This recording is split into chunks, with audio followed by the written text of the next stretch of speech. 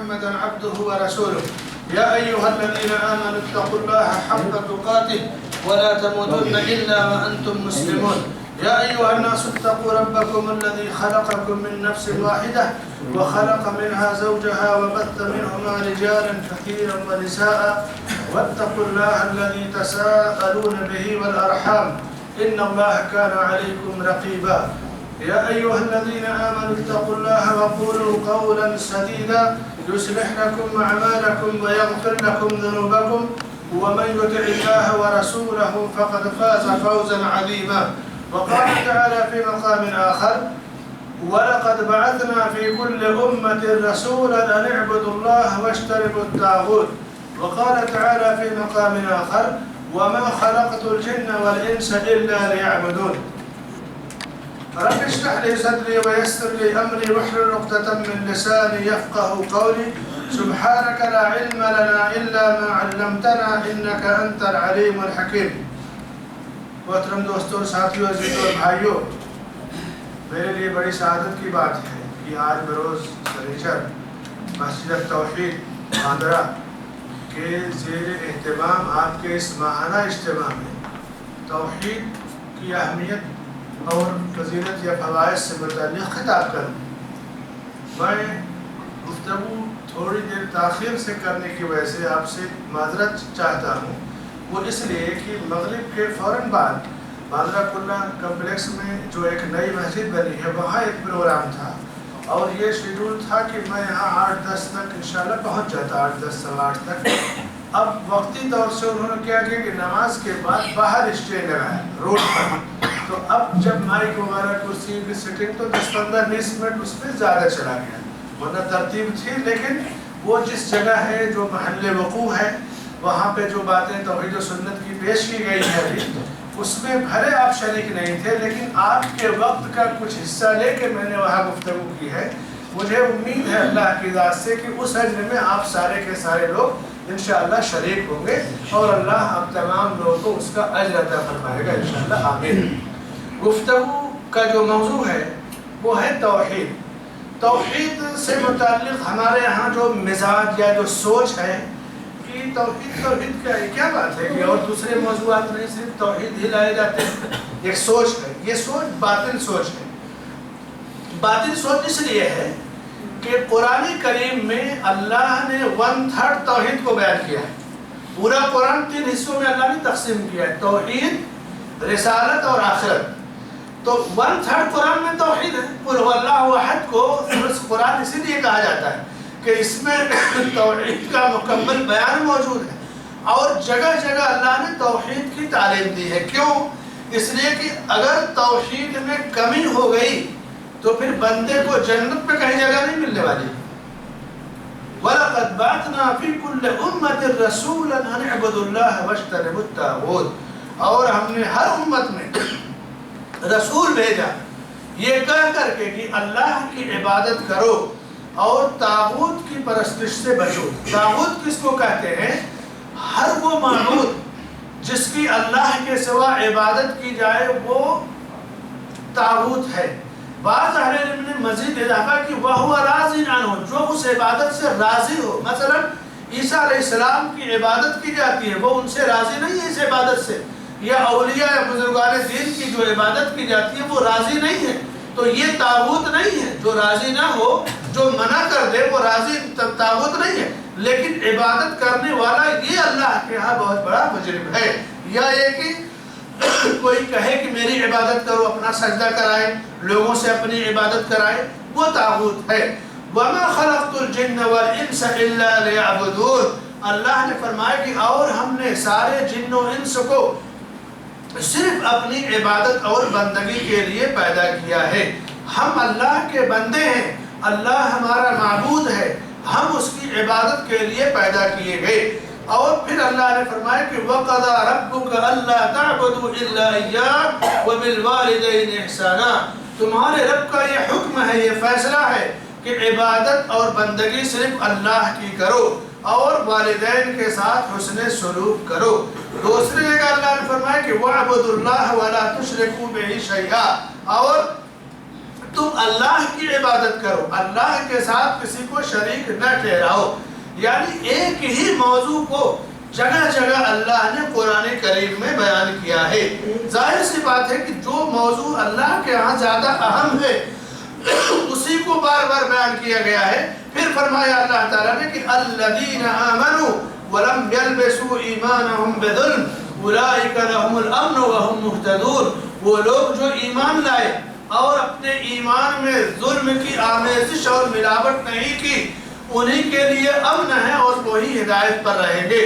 صحابہ کرام کو حیرت ہوئی اور کہا یا رسول اللہ اینا لم یظلم نفسہ، اے اللہ کے نبی صلی اللہ علیہ وسلم ہم میں سے کون ہے جو اپنے اوپر ظلم نہیں کرتا؟ سب لوگ ظلم کرتے ہیں۔ تو آپ صلی اللہ علیہ وسلم نے فرمایا کہ یہاں ظلم سے مراد وہ ظلم نہیں ہے جو تم سمجھ رہے ہو۔ کیا تم نے لقمان کی یہ نصیحت نہیں سنی؟ یا بنی لا تشرک باللہ ان الشرک لظلم عظیم، اے میرے پیارے بیٹے اللہ کے ساتھ کسی کو شریک نہ ٹھہرانا شرک بہت بڑا ظلم ہے۔ دنیا میں سب سے بڑا ظلم شرک ہے۔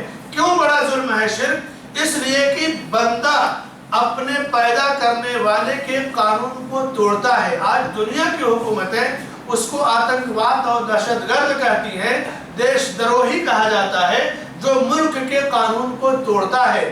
یقیناً کسی بھی ملک میں بندہ ہے تو اس کے قوانین کا احترام کیا جانا چاہیے اور اس ملک میں تخریب یا دہشت گردی فتنے فساد کی شریعت نے کبھی اجازت نہیں دی ہے۔ ایک مسلمان غیر مسلم رعایا یا غیر مسلم حکومت کے اندر بھی ہوگا تو اسے یہ اجازت نہیں ہے کہ وہ کسی کے جو ہے خلاف ظلم کرے، یا مسلمان کو حکومت مل جائے اور اس کی رعایا میں غیر مسلم ہے تو اس کو انصاف کا حکم دیا گیا ہے۔ یہ اصول اللہ نے دیا ہے۔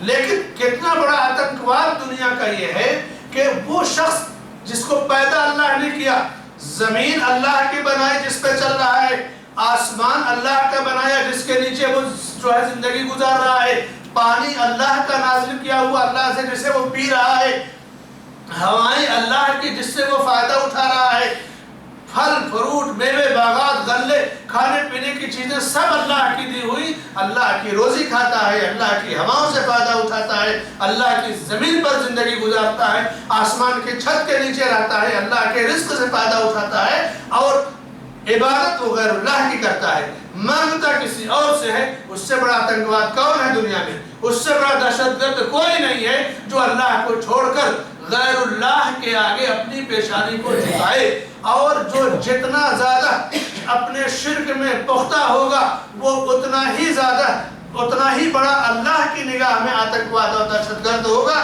اس لیے کہ اللہ کے قانون کو اس نے توڑا ہے، اللہ کے نظام کو اس نے اس نظام کے ساتھ چھیڑ چھاڑ کی ہے۔ لیکن معاملہ یہ ہے کہ انسان جس طرح دنیا میں اسلام ایک ایسا مذہب ہے جو دوسرے مذاہب کی آنکھوں میں کانٹے کی طرح چبھتا ہے، اس لیے کہ ان الدین عند اللہ اسلام کہہ کر کے اللہ نے اس دین کو پختہ سرٹیفکیٹ دے دیا کہ یہی دین اللہ کے ہاں قابل قبول ہے۔ اسی طرح سے ہندوستان کے سرزمین ہو یا دنیا کا کوئی بھی ملک ہو، کتاب اللہ اور سنت رسول اللہ کو سلف صالحین کی سمجھ کے مطابق سمجھنے اور عمل کرنے اور اسی مشن کو آگے بڑھانے میں جو طبقہ اس روئے زمین پر زندگی گزارتا ہے، وہاں پر لفظ اہل حدیث آٹومیٹک فٹ ہو جاتا ہے، اور اہل حدیث کی مثال دنیا کے دوسرے طبقوں میں ایسے ہی ہے جس طرح مذاہب کے معاملے میں اسلام کی ہے، جس طرح مذاہب کے دوسرے مذاہب کے لوگ اسلام سے جلتے ہیں، اسلام پر اتہامات الزام لگاتے ہیں، وہی صورتحال باطل جو بھی فرقے تفرقے بازیاں ہیں آپ پوری تفسیر دیکھ لیں، اس لیے کہ اسلام میں توحید ہے، شرک کی گنجائش نہیں ہے، اور وہی تعبیر و تشریح اہل حدیث کے ہاں ہے کہ یہاں شرک کی کوئی گنجائش نہیں ہے۔ یا بنی لا تشرک باللہ ان الشرک لظلم عظیم، شرک سب سے بڑا ظلم ہے،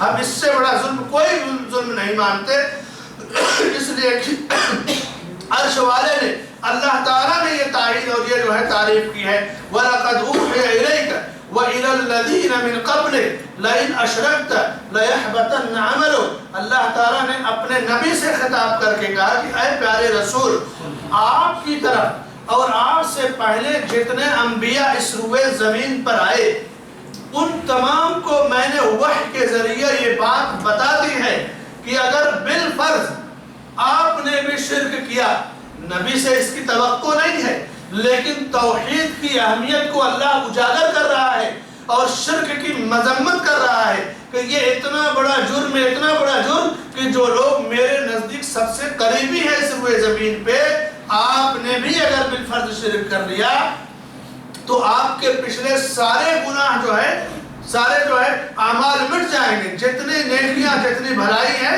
سب مٹ جائے گی اور آپ خسارہ اٹھانے والوں میں سے ہو جائیں گے۔ یعنی مشرک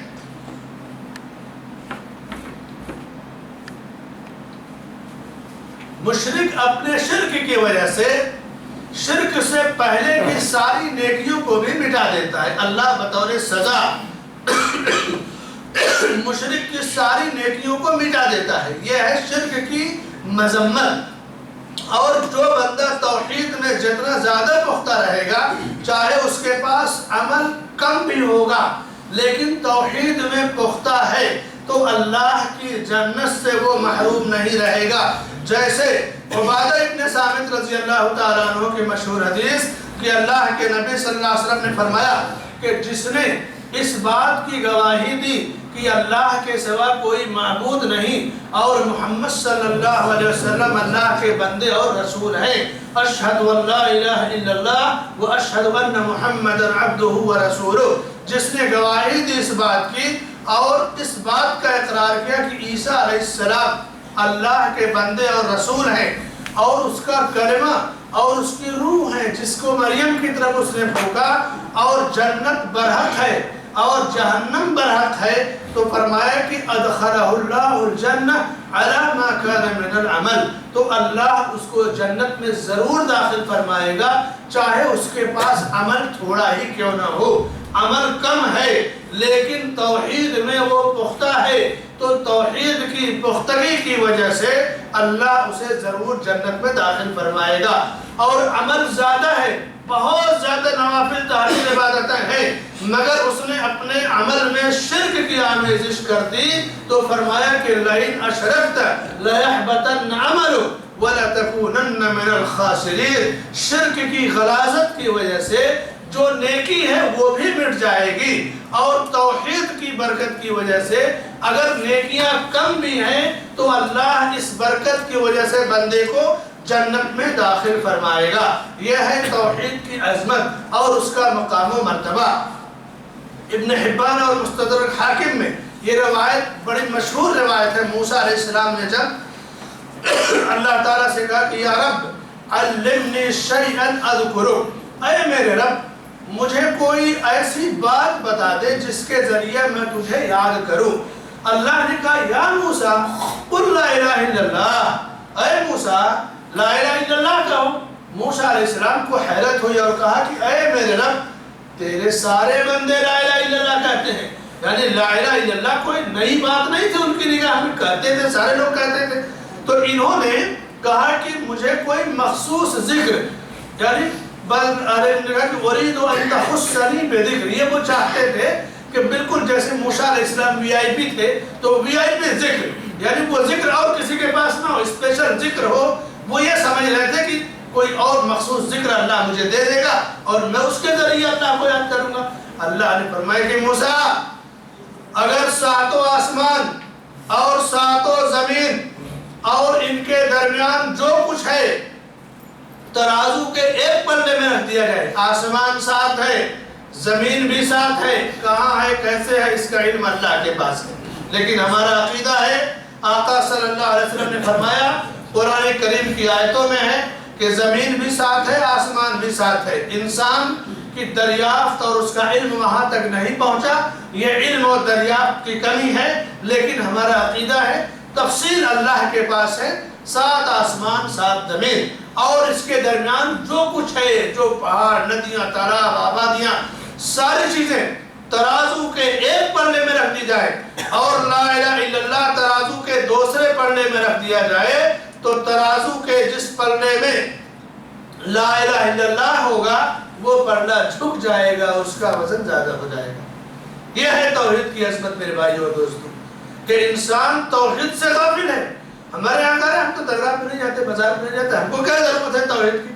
نہیں، توحید کی ہمیں کتنی ضرورت ہے کہ واقعہ بتاؤں۔ شیخ محمد بن عبد الوہاب رحمۃ اللہ علیہ کے تعلق سے آتا ہے، لکھنے والے نے ان کا نام تو نہیں لکھا، لیکن جس انداز میں واقعے کو ذکر کیا ہے کہ کان احد من العلماء، تو جب کچھ علماء سے پوچھا گیا تو کہا گیا غالب گمان ہے کہ شیخ ہی کے تعلق سے، اللہ علیہ روزانہ وہ توحید کا درس دیا کرتے تھے۔ آپ بھی یہ امتحان میں ابھی پڑھیں گے اس واقعے کو سن کے، توحید کا درس دیا کرتے تھے۔ کافی دن ہو گیا توحید توحید، شاگردوں نے سوچا کہ اب تو ہم توحید میں پکے ہو گئے، کچھ اور پڑھنا چاہیے۔ کلاس میں آئے، شاگردوں نے کہا کہ ہم بہت دنوں سے توحید پڑھ رہے ہیں، اب ہم کوئی اور سبجیکٹ پڑھیں گے۔ شیخ نے کہا کہ ٹھیک ہے، کل بتاتا ہوں، اور کل اس پہ فائنل بات ہوگی۔ چلے گئے کلاس سے، گفتگو ختم کر کے دوسرے دن آئے تو کہتے ہیں کہ مجھے کل خبر یہ ملی کہ پڑوس کے گاؤں میں ایک آدمی نے جناتوں کو خوش کرنے کے لیے، جیسے ہوتا ہے نا جن کو شیطانوں کو خوش کرنے کے لیے کوئی بکرا یا مرغا کاٹ دیتا ہے نا، تو جناتوں کو خوش کرنے کے لیے ایک شخص نے اپنی ماں کے ساتھ بدکاری اور زناکاری کی۔ شاگرد غضبناک ہو گئے، چلیے اس کا بائیکاٹ کرتے ہیں، یہ کرتے ہیں، ویسا کرتے ہیں۔ آج بمبئی کی زبان میں اس کی ایسی کی تیسی کر دیتے ہیں کہ نہیں؟ شاگرد آپے سے باہر ہو گئے۔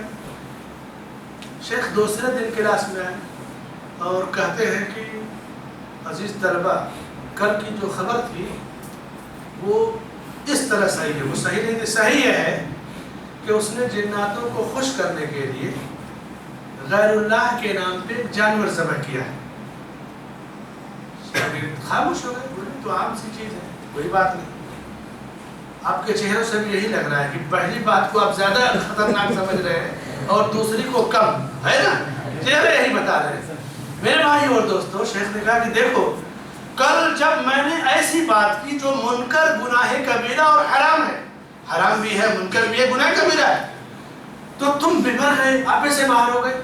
آج جو میں خبر لے کر آیا ہوں یہ ایسی خبر ہے کہ اس کی وجہ سے بندہ اسلام سے خارج ہو گیا، اگر اسی پر مرا تو کفر پر مرے گا، جہنم میں جائے گا، اور اس کے باوجود تمہارے کان پہ تو نہیں لگی، گویا تم ابھی توحید کو نہیں سمجھے ہو، ابھی توحید تم نہیں سمجھ پہ، لاؤ پھر سے ہم توحید کی کتاب پڑھتے ہیں۔ تو اگر کوئی توحید سنتا ہے خطبوں میں، دروس میں، مسجدوں میں آتا ہے یا خاندانی کو حدیث ہے، تو یہ نہ سوچے کہ اس کو توحید کی ضرورت نہیں۔ توحید کی ضرورت کتنی ہے کہ اللہ نے سارے انبیاء اور رسولوں کو اسی پیغام کو دے کر کے بھیجا، وَلَقَدْ بَعَثْنَا فِي كُلِّ أُمَّةٍ رَسُولًا أَنِ اعْبُدُوا اللَّهَ وَاجْتَنِبُوا الطَّاغُوتَ۔ بلال بن رباح رضی اللہ تعالیٰ عنہ امیہ بن خلف کے غلام تھے۔ امیہ بن خلف اسلام لانے کی وجہ سے ان پر ظلم کرتا، سخت دھوپ میں، چلچلاتی دھوپ میں ان کو جسم سے کپڑے اتار دیتا اور ننگے بدن دہکتے پتھروں پر لٹا دیتا اور اوپر سے ایک بڑا پتھر رکھ دیتا۔ جو لوگ گرمیوں میں مکہ گئے ہوں گے عمرہ کرنے، 45 تو کم ہے وہاں کا ٹیمپریچر، 45 کے اوپر 50 52 55 جو بھی ہو، بہت ہائی فائی، وہ بھی پتھر۔ اب سوچئے آپ تھوڑی دیر اگر مطاف سے باہر، مطاف میں تو سنگ مرمر لگا ہے تو پتہ نہیں لگتا ہے پیدل چلنے کا، باہر اگر آپ چپل نکال کے تھوڑی دور چلنا پائے تو شاید نہ چل پائے۔ یہ ہماری اور آپ کی کیفیت ہے۔ بلال بن رباح رضی اللہ تعالیٰ عنہ کو ننگے بدن مکے کے اندر اس پتھر پہ، دہکتے پتھروں پہ لٹا دیتا ان کا جو ہے مالک امیہ، اور اوپر سے ایک بڑا پتھر رکھ دیتا اور کہتا اکفر برب محمد، محمد صلی اللہ علیہ وسلم کے رب کے ساتھ کفر کرو یا پھر اسی طرح مر جاؤ۔ بلال رضی اللہ عنہ کیا کہتے؟ احد احد، اللہ ایک ہے، اللہ ایک ہے۔ کیا ان کو اپنی جان پیاری نہیں تھی؟ کیا ان کو اپنی جان سے محبت نہیں تھی؟ تھی، مگر ایمان اس سے زیادہ پیارا تھا، توحید اس سے زیادہ پیاری تھی، توحید ان کے دلوں میں سچ بس گئی تھی۔ اور پھر ایک وقت آیا کہ اللہ کے حبیب صلی اللہ علیہ وسلم فرماتے ہیں کہ یا بلال انی اسمع دفن علیک فی الجنہ، میں جنت میں تمہارے قدموں کی آہٹ محسوس کرتا ہوں، تمہارے قدموں کی ٹاپ محسوس کرتا ہوں۔ کون سا عمل ہے؟ بما سبقتنی الجنہ، تم جنت میں مجھ سے آگے آگے کیسے چلے گئے؟ یہ توحید کی برکت تھی، سنت کی پیروی کی برکت تھی۔ بلال رضی اللہ عنہ بتائے کہ آپ سے ہی سیکھا ہوا عمل ہے، بس اتنا ہے کہ میں جب بھی وضو کرتا ہوں 2 رکعت نماز پڑھ لیا کرتا ہوں۔ تو توحید کی پابندی، سنت کی پابندی بندے کو کہاں پہنچاتی ہے؟ مکے کی چلچلاتی دھوپ میں دہتے پتھروں پہ گھسیٹا جا رہا ہے، کہاں عرش والا انہیں دنیا میں جنت کی بشارت دے رہا ہے۔ تکلیفیں آتی ہیں لیکن اللہ اپنے بندے سے غافل نہیں ہوتا ہے، اپنی نعمتوں سے ضرور نوازتا ہے۔ توحید کے فوائد میں ایک بڑا اہم فائدہ یہ ہے کہ جتنا زیادہ بندہ توحید میں پختہ ہوگا، شکوک شبہات اس کو جلدی گھیر نہیں پائیں گے۔ اور توحید میں بندہ پختہ نہیں ہے، کچا ہے، بھلے وہ شرک نہیں کرتا ہے لیکن 2 4 10 بار اگر کسی کے پاس بیٹھ گیا تو وہ اپنے باطل نظریات اس پر تھوپ دے گا۔ تو توحید کی پختگی شکوک اور شبہات کے ازالے کے لیے ضروری ہے۔ بعض اہل علم نے یعنی معاصر علماء نے بھی اپنے ایک لیکچر میں ایک واقعہ بیان کیا، میں سن رہا تھا کہ ایک جیسے ہوتا ہے نا تماشے ہوتے ہیں، کھیل تماشے، تو ایک نوجوان کسی تماشا گاہ میں گئے، جیسے تھیٹر ہوتے ہیں، ڈرامہ ہوتے ہیں، ساری چیزیں، تو کہہ رہا ہے کہ میں نے دیکھا کہ ایک عورت دیوار پر چھپکلی کی طرح چل رہی ہے، جیسے ہوتا ہے نا کہ کرتب دکھاتے ہیں تو رسیوں پہ چلتے ہیں تو کیسے کیسے، تو دیوار پر چھپکلی کی طرح چل رہی ہے، اوپر نیچے۔ کہتے ہیں کہ اس نوجوان نے پڑھا لکھا نہیں تھا، اس نے خود اپنا واقعہ بیان کیا، اس عالم سے جس نے واقعہ بیان کیا کہ میں نے جمعہ کے خطبے میں سنا تھا خطیب سے کہ آیت الکرسی پڑھنے سے شیطان بھاگ جاتا ہے، آیت الکرسی بہت بڑا ہتھیار ہے۔ تو کہتے ہیں کہ اس نوجوان کو بہت زیادہ معلومات نہیں تھی لیکن توحید کی جو پختگی تھی جس بھی انداز میں، اس نے کہا کہ میں نے کہا کہ جب آیت الکرسی میں قوت ہے اور خطیب نے مجھے بتایا ہے تو لائیے آج پڑھتا ہوں آیت الکرسی۔ اس نے آیت الکرسی پڑھنا شروع کیا اور وہ جو چھپکلی کی طرح چل رہی تھی وہ عورت، اب جو بھی ان کا شیطانی کھیل رہا ہو کہ وہ دھڑام سے زمین پر گر گئی۔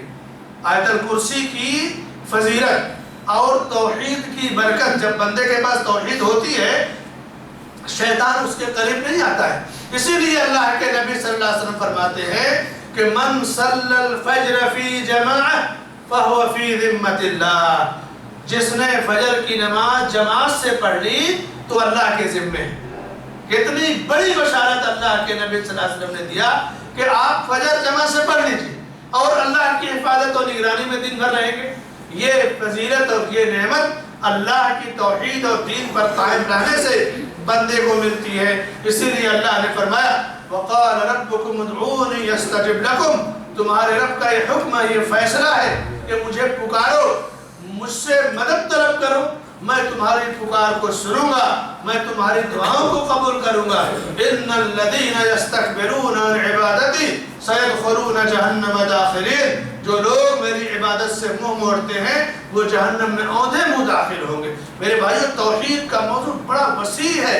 ہمارے ہندوستان کے اندر تقویت الایمان شاہ اسماعیل دہلوی رحمۃ اللہ علیہ کی بڑی جامع کتاب ہے اور بڑی مقبول کتاب ہے۔ اس کے بعد کتابیں آئیں لیکن عربوں کے اندر ہر صدی میں، ہر دور میں توحید پر سب سے زیادہ لکھا جاتا ہے۔ میں ایک کتاب لایا تھا صرف آپ کو دکھا دینے کے لیے، البیان السدید بذکر الدلیل من السنت علی خطر ما یخل بہ التوحید۔ یہ اتنی ضخیم کتاب ہے، کسی بہت بڑے عالم کی، بہت بڑے مفسر یا مفکر کی نہیں ہے، 550 صفحے کی کتاب ہے۔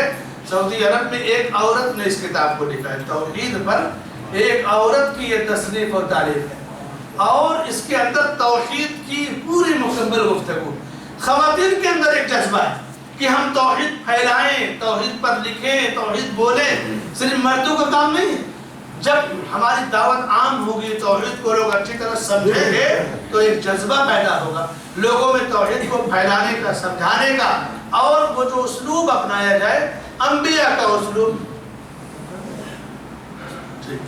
انبیاء کا جو اسلوب ہے توحید کی دعوت کے لیے، وہی اسلوب اپنانا چاہیے۔